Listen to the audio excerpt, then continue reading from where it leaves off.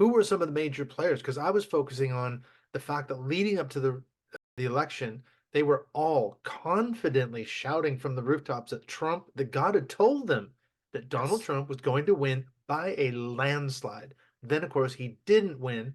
So then it was quite interesting to watch the contortions and what they said. A lot of them said, actually, he did win, but it was rigged. It was still, so we were right. God wasn't wrong. We are truly prophets. We're not false prophets. Is this the same crowd that you were seeing in the run up to January 6th? Yeah, the center of my book is the New Apostolic Reformation. Mm, C. Peter Wagner, who is kind of the spiritual and intellectual godfather of the movement, and then his inner circle.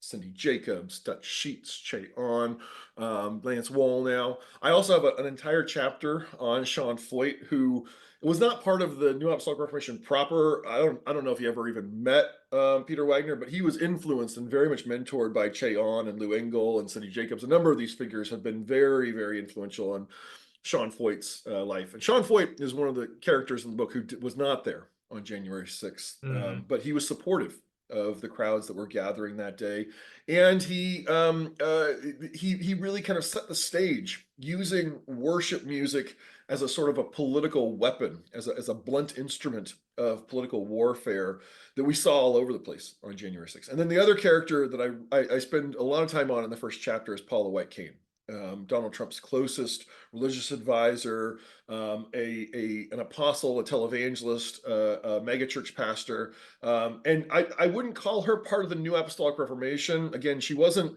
connected to Wagner and his circle, but she is a part of this kind of broader apostolic and prophetic movement, of which the NAR is one very influential segment.